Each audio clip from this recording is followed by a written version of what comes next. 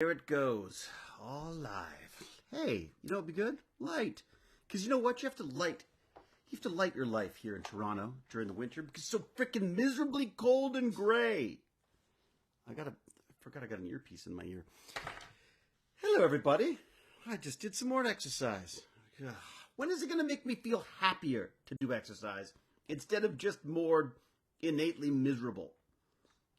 Aren't there supposed to be dolphins running through my veins making me all happy?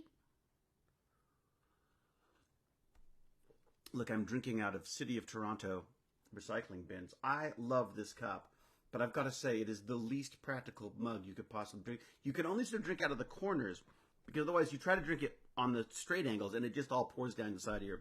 It's like a trick mug, basically. Like the little trash bandit in it. It's just their little rascal of a cup. But it's my coffee.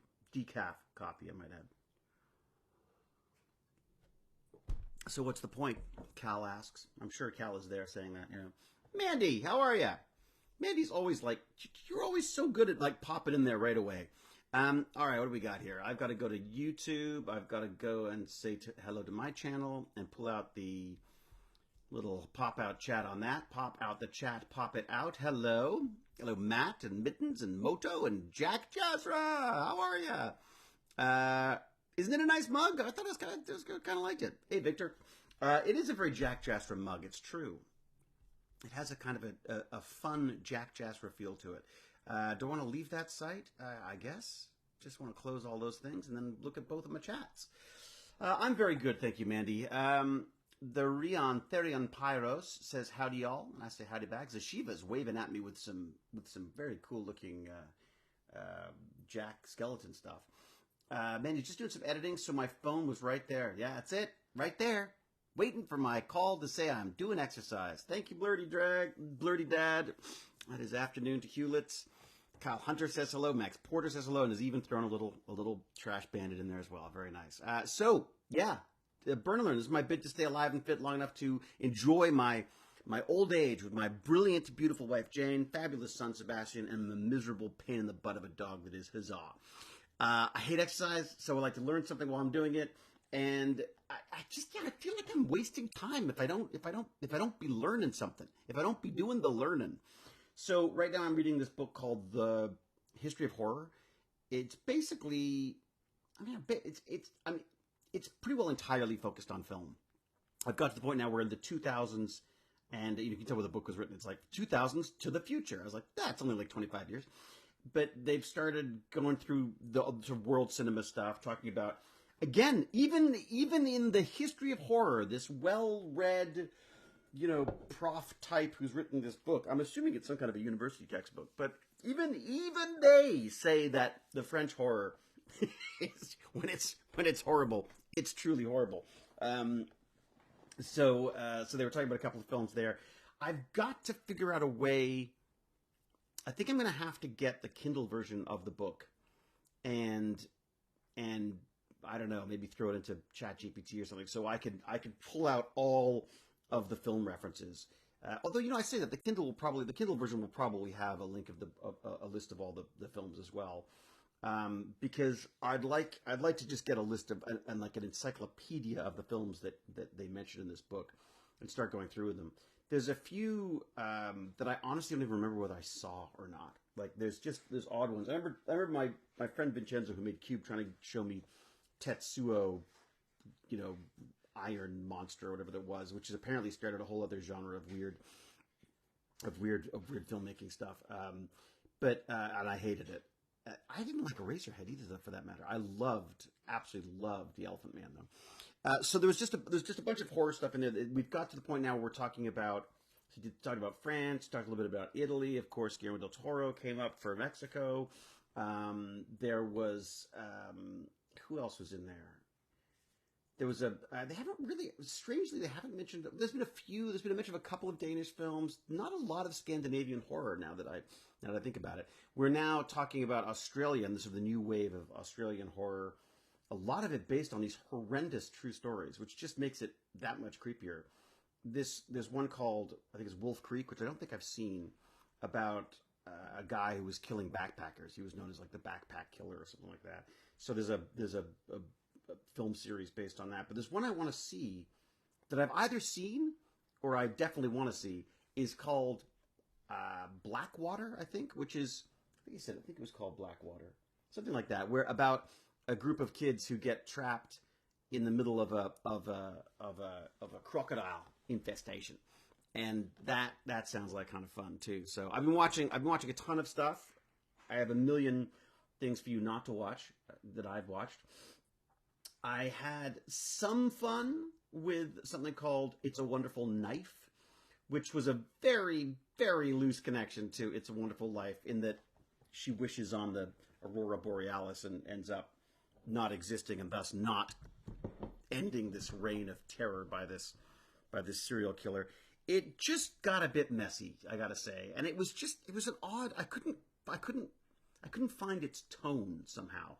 And I'm going to get in a lot of trouble for this, but it had a distinctly Canadian feel to it that I have heard used by the Americans about some of our stuff sometimes. It was just something about it. I don't know whether it was just a budgetary issue or what it was. There was some fun stuff in it. It was a neat scene in the theater with her flashing her camera and stuff, but things just felt a little set up. Although I did like the villain was all dressed as this white angel, which is kind of fun. I've never seen that before, and a really kind of a fun mask. And there's some really fun performances in it, but yeah, it didn't really work for me. And the other one, which I do not understand how this film got made, there's a Heather Graham horror called Suitable Flesh that is like, I don't know whether this was on purpose or not, but it feels like a 1980s porno film or something. Like, it just feels so incredibly cheap, incredibly awkward. Like, I don't know whether the actors were supposed to be so stilted, but and I guess it was supposed to be sexy, but it ended up just feeling like really awkward, and I felt bad for everybody in that film. Not a good sign. So, and I'd heard like good things about it, so maybe I've missed the entire point of it. Very sort of Lovecraftian kind of body snatching kind of thing, but man, it's one of the worst things I've ever seen. I'm sorry, but maybe I've missed the point entirely. And there was some weird things. They would do these sort of like pinhole things where they'd go like, whoop, and they'd sort of close in on things, and it definitely felt like there was supposed to be a sense of humor to it. Maybe I just didn't get that. I literally felt bad for the actors in it. Like I was kind of cringing for them. So yeah, I can't. That was called Suitable Flesh, and yeah, I cannot recommend that. I'm not gonna really recommend It's a Wonderful Knife either, but at least A Wonderful Knife. I guess it's an interesting case of both of the films, I think, struggling with their world. Like, they created a world, and I just didn't understand it, and it felt inconsistent to me. Suitable Flesh, I just don't know what went wrong. It feels like maybe there was a good script there, and there's some actors just really acting their hearts out, and it's pretty terrible. Anyways. I'm on a hold on a phone call when I saw David is on. Well, there's nothing better to do than while you're waiting on hold than to listen to me babble on about movies. I always feel really guilty saying horrible things about movies because I've tried to make movies and I've made some horrible ones myself. So, obviously keep that in mind. I don't take any great pleasure in butchering films. I just don't know what they were trying to do. It felt like a movie. It felt so dated and somehow rather exploitational, and anyways. So still looking out for a good fun. I'm always just on the lookout for good fun horror stuff. As long as you can surprise me with a few fun things, like It's a Wonderful Knife. There were a couple of scenes where I was like, oh, that's cool. I like that. There was some humor aspects that I thought were quite funny. But again, the consistency. Very difficult. Excuse me. Oh, Gesundheit to me. Now I'm feeling better. Doiki doiki baka. How are you? Hi, David, Cal, chat. Hope you're having a good Monday, says Mr. Clean Tracy. Doiki doiki bacchus, which I just love saying, doiki doiki bacchus. Hello, you are looking much better than the last time I saw it. Really? Is that because I was sick or because I'm so fit now because I've been doing so much exercise? I'm surprised no one's called me on the fact that I had 2 days off. I took 2 days off. Did no one notice that I was gone for 2 days? Lovecraft is one of the writers credited. Yeah, I think he probably wants his name off it. Doesn't it sound like a porn title? Maybe it's supposed to be like that, Pirate Pup. Maybe literally, maybe it is supposed to be mocking that somehow. But I honestly, I was uncomfortable watching it. I mean, I'm a prude at the best of times, but it wasn't even that sexy. It felt like it felt cheap. I don't know what it was. And it shouldn't have been cheap. Heather Graham, for God's sake, surely she can get a budget to a film. I mean, what the hell is that all about? Acting question, have you ever or would you ever consider a role that requires the actual riding of a horse? Been there, done it, loved it. Macaroon granola. That would be good, I guess. Macaroons, just all macaroons instead of granola. A lot less healthy, I think. Anyways, I did it on sea. On sea, I got to ride. Not only did I get to ride, they had the budget and the time. Oh my God, it's so nice to have budgets and time where I could actually go and learn how to ride a horse again. I used to ride as a kid, years and years. I mean, truly a kid. Like in my, before my teens, my grandparents had this wonderful place in Kent, in England, which was basically I guess you'd call it like a freehold. They had chickens and they had like show birds and show dogs and horses and donkeys and goats and beehives and all sorts of stuff. You'd literally be talking to my grandmother. She'd be sitting in this chair. I have this image of her sitting in the chair by this window, and a horse would come clopping by and stick its head through the window. And she, without batting an eye, would sort of just reach into a sugar bowl, pull out a sugar cube, and just give the horse a sugar cube, and then give it a little, either a little kiss on the nose or a little pat on the nose, and off it would go. And I'm not lying when I say they would do things like train their golden retrievers to ride the horses. So you'd look out, and there'd be a golden retriever standing on the back of a horse, holding its leash as it sort of clopped down to go get fed or whatever. And they'd train the dogs to get the right buckets for the food. It was like freaking Dr. Dolittle magical empire there. Absolutely loved it. And they didn't believe in allergies. So me and the straw and the animals, we got along great. Anyways, it was just a magical place. And so I have very fond memories of riding a horse. And I vaguely remember how to do it. I mean, it's a bit like a bicycle, I guess, once you get the gist. I forgot all the subtleties of it, and it was really nice. I got to as I say, went to this huge barn, and we did the whole riding around, and it was just wonderful. And they were, I mean, I'm not sure they were impressed, but they let me go pretty quick. They're like, oh yeah, you got this, you're fine, type thing. I did learn the coolest one though. I learned this move where you're sitting in the saddle, and you fling your leg over the side, and then you slide down the horse. Oh man, it is the coolest move, and I wish I'd had a chance to do it on the show. I was practicing it all the time. They were the stunt guys were please don't hurt yourself, please don't hurt yourself. But yes, so if you want to watch me on a horse, go check out season 3. It's also fabulous. It's a beautifully written series that Jonathan Tropper did, yeah, he's just he's a fabulous guy. And of course, you had Jason Momoa too, and he's kind of fun to look at too. Anyways, what we got here? We got a first-time chat from Surat OG. Are you the original gangster of Serrart?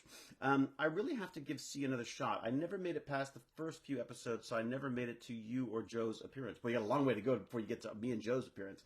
Yeah, it definitely starts off as one show and becomes something else. I would say it starts off as a very serious and sort of a meaningful, beautiful sort of allegory for life and the future, and all, it was very sort of serious science fiction, and then like apocalyptic science fiction, and then they sort of changed the people involved, and I didn't get into it until Tropper was doing it. Once they were on to season 2 and 3, Tropper takes over, and he turns it into a kick-ass action, a little bit of humor in there, all the stuff I love. So definitely, if you want to, you can sort of just bounce ahead to, I guess, to season season 2 and start watching it from there. I don't know whether that would make sense or not. I can't remember. I watched everything because I had to. I feel a little bad if I didn't. And I definitely felt like it picked up even more so near the end of the second season. I feel like that's when Tropper's influence really sort of comes into play, and you get all that fun stuff. He's the guy who did a show out of South Africa called Warrior. That's it, Warrior, and which is comic book fun. Like, it's just a really enjoyable, sexy, sort of violent but not crazy violent show. I highly advise that you have a look at that. I haven't watched the whole of that, but I have definitely watched the first season or so of that. God, I feel like my allergies are bugging me now. Why would is it the coffee? Maybe it's the coffee. Yes, get this guy on a podcast tour. I'm on a podcast tour. It's called My Home Computer. I'm online all the time. I'm so glad the phase of filming being half bad porno has passed. You mean like the 1980s? My son complains that he says that the beginning of all the movies I watched in the 80s begins with some horrible, misogynist rape of some sort, and that was always the impetus that was always the story engine for so much of the 80s and the 90s stuff. And he's absolutely right. I mean, it really is bizarre, how prevalent that was. A lot of the stuff just doesn't hold up the way it used to. I've got to watch my ums. The coffee has citrus in it. Good point, Pirate Pup. That could be it. I've been on hold so long the music has stopped. I hope you're still connected, because that's what happened. I think it's cool that Jason was on Baywatch, water, Stargate Atlantis, city floating on the water, Aquaman, King of Atlantis, city underwater, and now has a company making water in cans. Hey, interesting. You put some connections together. There's a conspiracy theory there of some sort. What else we got? It would be a blast to see you on Michael Rosenbaum's podcast. He loves horror. You'd have a blast. Do I know who is Michael Rosenbaum? That sounds very familiar to me. Check out the Film and TV on the Tech Bandits Discord. I found a UK behind-the-scenes video about Stargate Atlantis. Oh, fantastic. And what else we got? The Real Waterboy. There you go. He'll do the Waterboy next. That's right. Your thoughts on Star Trek and Battlestar Galactica. Star Trek, I loved the original series. I used to watch it after school every day. And then I guess I was watching it sort of into the Next Generation stuff, but I sort of lost track of it around there. I was trying to be too cool.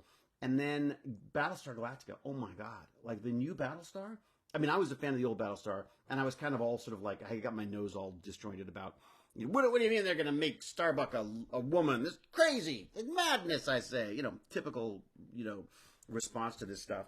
And then once I sort of got off my, I got off my own little privilege thing, we started watching the show. We were addicted to it. Jane and I binged. That was the first real show that we binged, I think. I can't think if there were shows before that, but Battlestar was the show that we would watch, just as many as we could, and talk about it. And oh my God, this was brilliant, absolutely brilliant. Michael Rosenbaum is the guy who played Lex in Smallville. Oh really? Oh wow, he's got a podcast on horror. That's cool.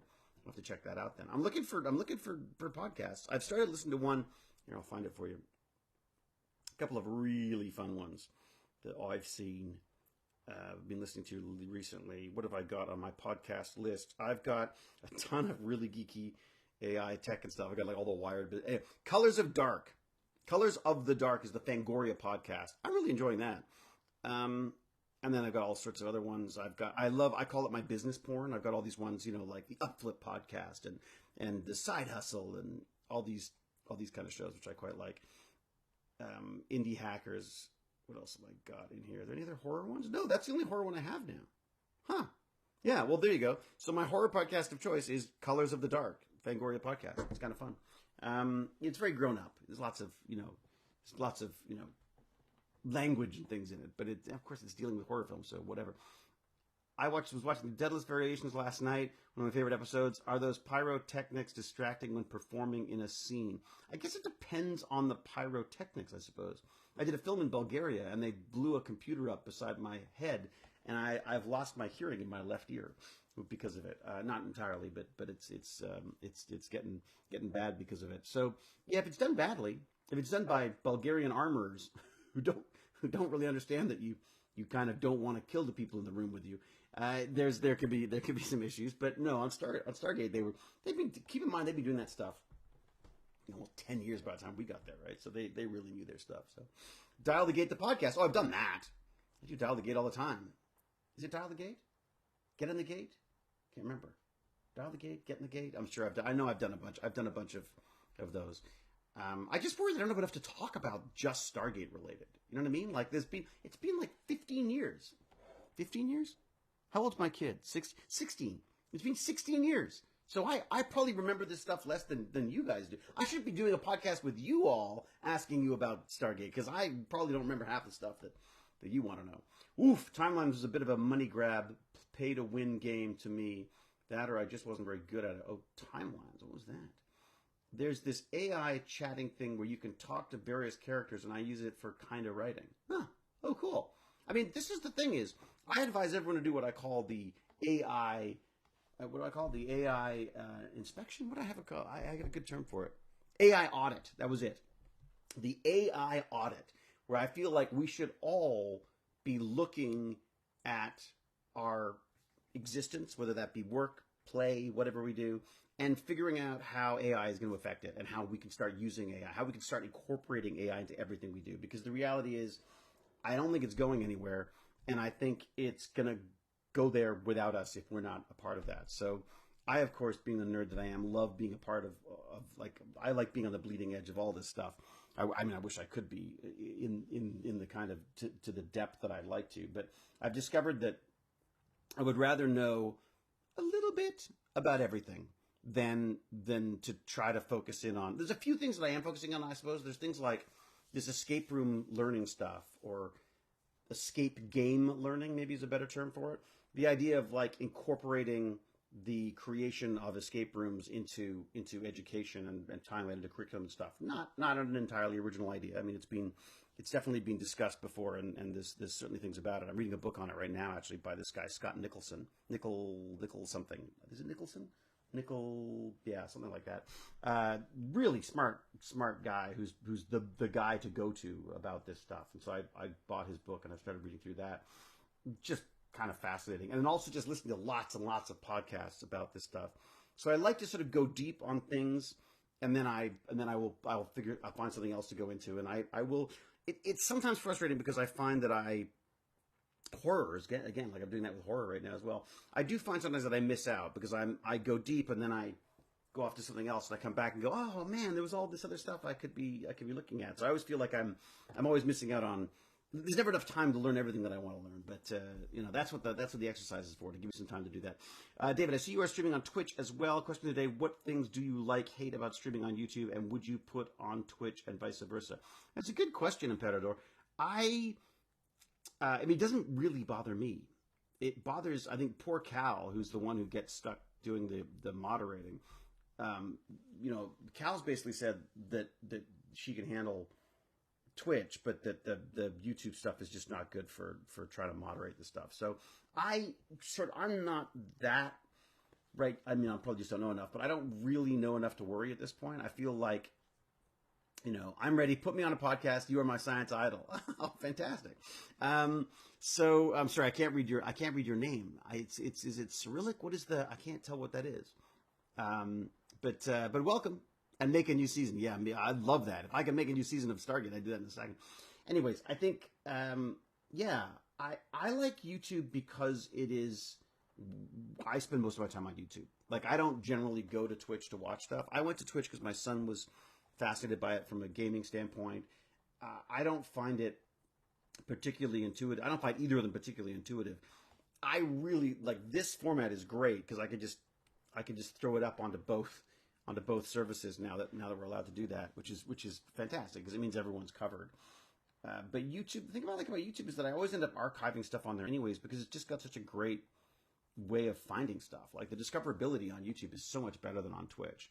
And Twitch is also, I don't think Twitch really wants old guys like me on it. They want gaming stuff, right? They don't want me. So I did it more for the Tech Bandits originally. And, the Tech Bandit stuff now is almost sort of morphed more into this escape room stuff and trying to get that going and working with U of T on that kind of stuff. So we'll see where where the Tech Bandit stuff takes me. But I would like to get back to some streaming with kids at some point, because I really did enjoy that. And it's just kind of fun to get their insights. And I feel like Twitch is a great place for communicating with kids because it's where they feel comfortable. I mean, my son, I don't even bother trying to text him anymore. I just Discord him now because it's easier. I mean, and he actually answers that. So I wish you could combine. I wish you could combine the chat from both streams so we can all see both. Yeah. What camera am I using to stream this? I'm using a thing called a Razer Kio. And I gotta say, I quite like it. It's a little finicky for what it will play with. Like, it doesn't play nice with everything. When you plug it in, I find it sometimes it revolts about certain things. But yeah, Razer Kio, and then a microphone, which I've forgotten to put closer to myself. So you're probably having a hard time hearing me. I apologize. That's just a HyperX one, which I really like. So yeah. YouTube has slow chat feature and 5 seconds in between people being able to comment, if that helps. Oh, really? Oh, that really slows it down. The quality is excellent. Oh, thank you, Hathor. I mean, the funny thing is I've recently upped, so I think it defaults to, what does it default to? I think it defaults to like 640 or 720 or something, and then you can bump it up to HD, which I did. We updated our internet. So our internet went from whatever they call the Bell 3 to Bell, I can't remember, 8, I believe it is. So which the speeds are pretty great. It's basically a gig up and a gig down. So it's pretty great speeds. That may have a part of it as well. You have pitch perfect sound, David. Superior Dave. Thank you for your superior comment. Any gigs coming up? Maybe. There may be something I've got on the books potentially right now. And then in the meantime, I'm just trying to do some auditions and do the usual stuff. I love Radek. I love Rodney. Wrong order, Alexander. I think it was I love Rodney, and then there's Radek. It'd be fun to be if you continue Stargate Atlantis watch-alongs you used to do. Yeah, I should do that. Yeah, I should have stopped that. Where did I get that? Are you still manufacturing your coins? Yes, I am. I've still got them. They're still up for sale. I was wondering if I should do like a deal for Christmas, but it's a bit late now, isn't it? Maybe I'll do like a New Year's beginning New Year's deal where I'll sell maybe I'll do non-engraved ones. Because the thing about engraving ones is I have to engrave them, then I have to do a little card that says the number on it. And I mean, I don't have to, but that's what I want to do. My wife points out, you didn't promise any of that to start, but I've now just wanted to make it kind of fun. So did that. I'm wondering it might be easier for me if I could just package up a bunch of them. And because I don't have a ton of them left, but there's a few. That's these things here. Here we go. So the question is, so right now those are how they come. So they come like this. So that's the coin. A little bit of writing on the side. They're what I call the Stargate inspired coin because of the little chevron thing. And then what I've been doing is I've been just engraving a number in there. Which is great. It just takes a long time. So what I might do is offer blank ones to people for like a cheaper price or something. I don't know, whatever that is. I just it just sucks they have to be so expensive. That's all. But it's the only way to not go broke in the process. I can't type today. Nocturne, I can never type. You could do a Boxing Day deal. There's a smart one. I hadn't thought of that. Boxing Day. I love it. Start gaming with David Blue if he still does it. Does David Blue still game? I don't know. I can't game anymore, Victor. I'm like, I really don't, like, I'd love to be gaming with my son, but I'm not sure he wants me to be gaming with him. But, I used to love doing that. I used to do Jack Jasra, Cal, and Baz, and I used to have so much fun doing that. I get motion sickness now really badly. It's just like stupid bad. Rodney K. ASMR is a good gig if you ask me. You want that? I could do like, yeah, there you go. Delicious.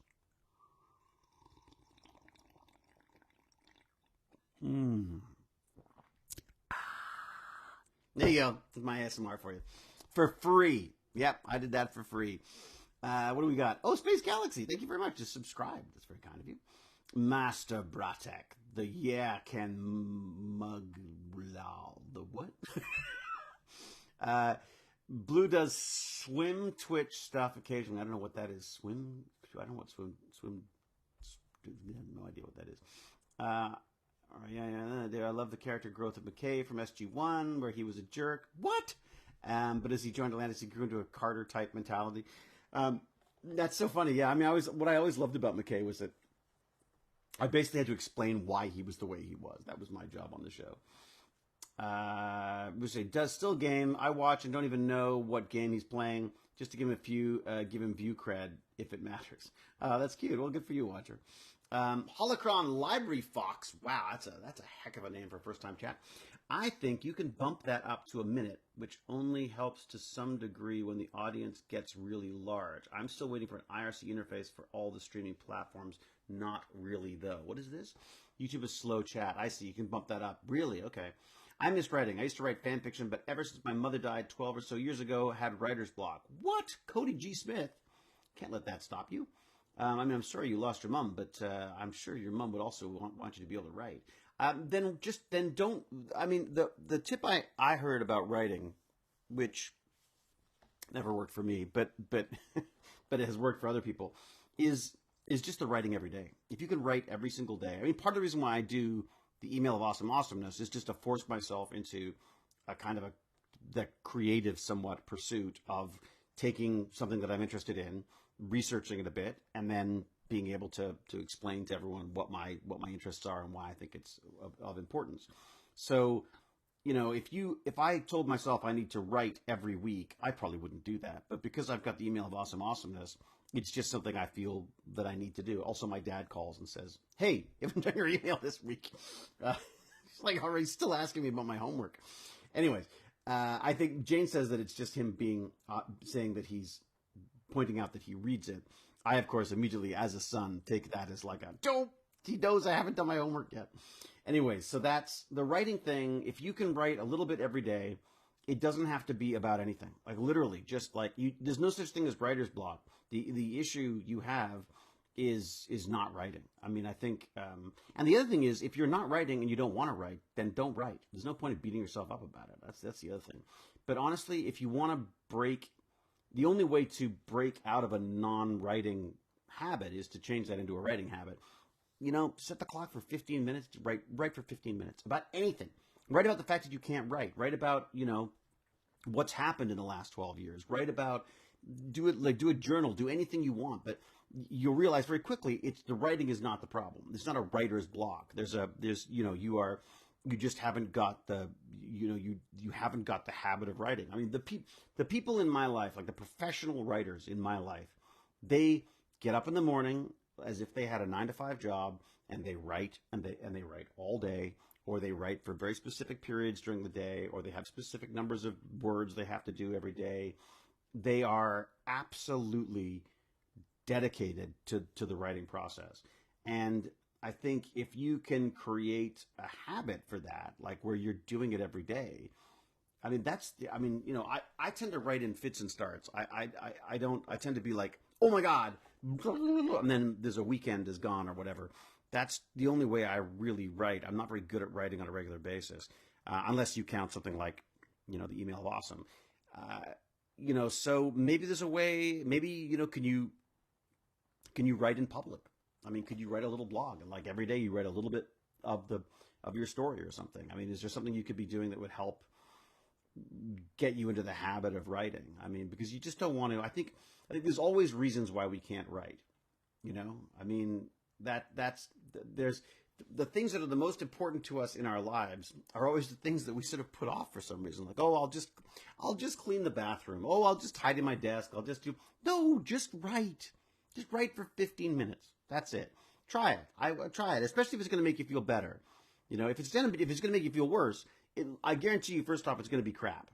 There's no point in no one writes stuff and it's like, there you go, it's done. You write it, you edit it.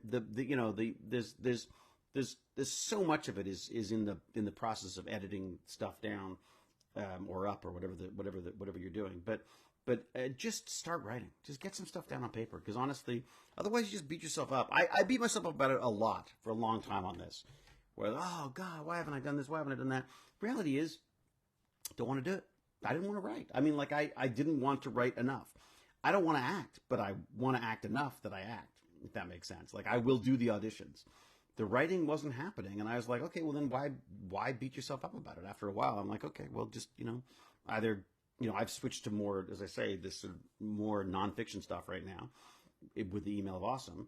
And and that's been great. And I think it will probably help me with writing if I want to write narrative. There's a horror film that Jane had the most brilliant idea for recently. I'd sort of been throwing this idea around, and I was like, and then this happens at the end, and she's like, it's like male horror, where you got to kill everybody and do all the, and I was like, well, fine, you come up with better girly pants, and then she did. So she's got a brilliant idea for the ending of this thing, and it really, I think that solves a huge part of the hesitation I had for it. So very soon you'll have to be, it'll have to be a burn and learn and then a write and bite or something. Like I'll eat a sandwich and then do some writing at the same time or something, because I gotta do something to get that done for Jane. But write and bite. Oh dear. No, don't hold me to that. That would be awful. Well, I have to admit, I have been trying to write a new story. Well, a second chapter based off of the video game Space Engineers. Oh, cool. Well, I mean, that's so hard to give you advice on that, Cody. But listen to me, I've just given you like reams of it. I just think you'll find that it's better to write badly for 15 minutes a day than it is to not write at all. Because I just feel like your time will go by so quickly, and it just feels so good. If you just, set 5 minutes. I don't know, just set something that you have absolutely no excuse not to do. My hunch is if you can sit down to write for 15 minutes, that 15 minutes will very quickly become half an hour, and you'll get motivated that way. So thank you, Damien, for your Merry Christmases to me and my family. Bah and humbugs, I say back to you. Stargate fanfic of Shepard and McKay have a face-off in chess. That's pretty good. I had AI work on everyone always asks me, what is the Stargate script that I wish people that I had a chance to do, and it was always the evil McKay. I just thought it'd be really fun. Like we had the really fun with Rod and such. That was great. But I really wanted there was always like an evil, like an evil Kirk or an evil, there was just like the evil counter to McKay. And so I actually had AI write one for me, which was actually really good, and it had very similar things, not just so much facing off in chess as it was we were discussing things like we'd go to a planet and discuss why the atmosphere was the way it was, and try to prove who was smarter. And of course the reality was we were both smart. So anyways, once I force myself to write, I usually keep going. That's it, Captain Catherine. That is exactly it. Once you get going.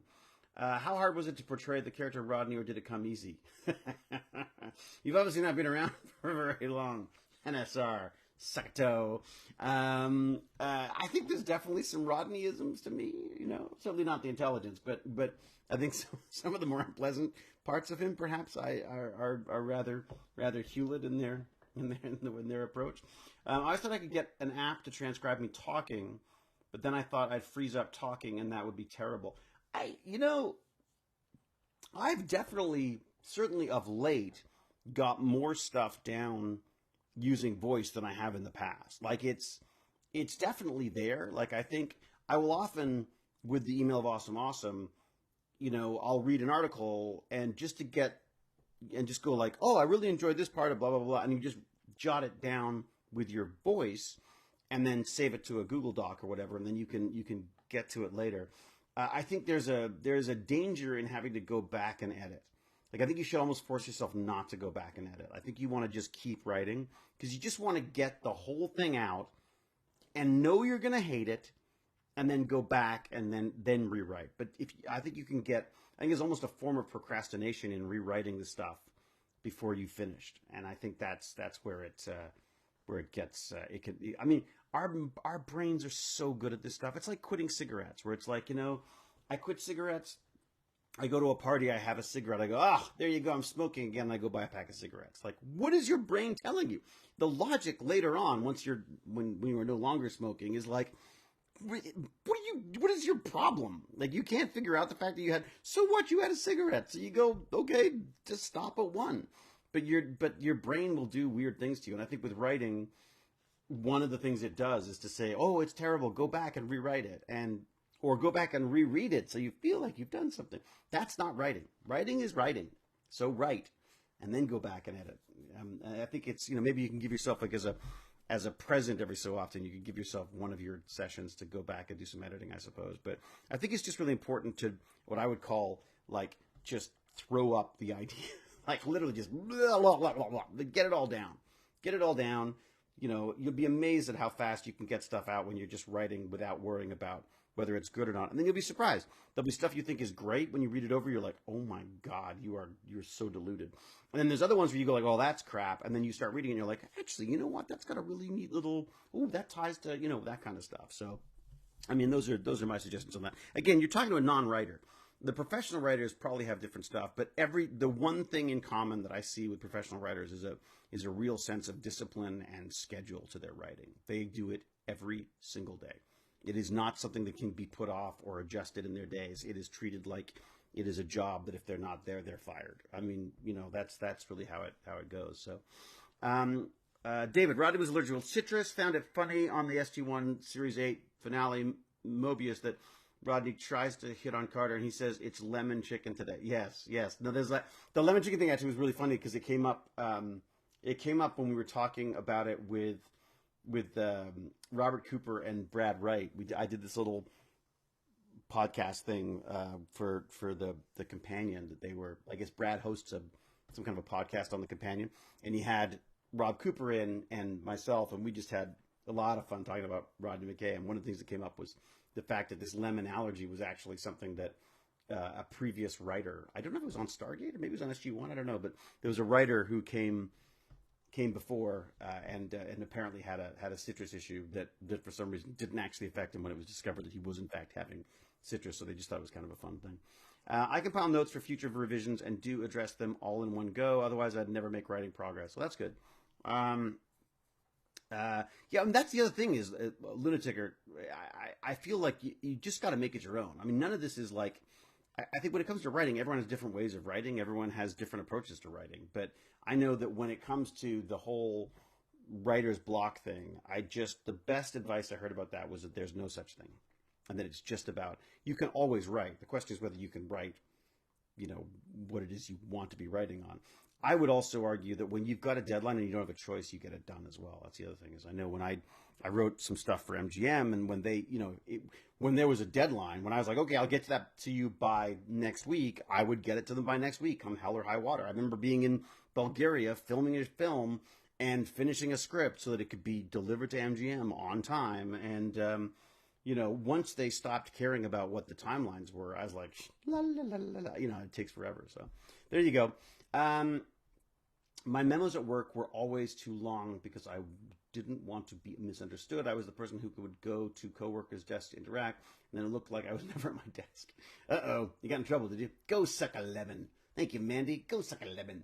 Lemon chicken yum. That's the beautiful thing about it is that I'm not actually allergic to citrus. So, although it is, I find it very funny that people will send me lemons. Like I'll go to conventions and stuff, and they'll bring a lemon. I'm like, so what is it? What if I really was allergic to it? Like, wouldn't it be like basically an assassination attempt? All right, I got to get out of here. I got to go have a chat with Lance Carr, Gimpy G, as he calls himself. I don't know whether we're going to be streaming or not today or whatever. I haven't checked my messages yet, but I most certainly have to have a quick shower because I don't think anyone wants to see me like this except you people.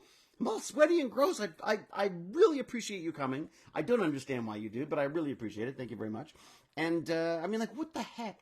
109 viewers on Twitch are watching a sweaty old guy from Stargate whining and complaining about exercise and telling people they should be writing more. I apologize, this isn't more interesting, but I love it.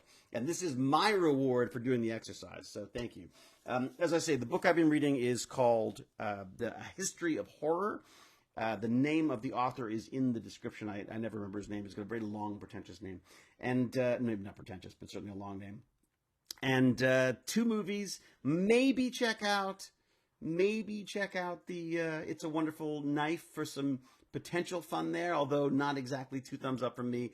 I would avoid Suitable Flesh because I do not know what was going on there. And, you know, I say that as someone who knows how difficult it is to make films. So, I will say, be brave, be kind, be brilliant. Until we geek again, I will say cheerio and huzzah! See y'all. Oh, go to techbandits.org. Sign up for my email of awesome awesomeness, and you'll see the writing I've been doing. Or even better, you listen to it because I read it to you as well. So it's that easy. But sometimes there's pretty pictures and stuff. So get in there. Go check that out. techbandits.org. Thank you all. Bye.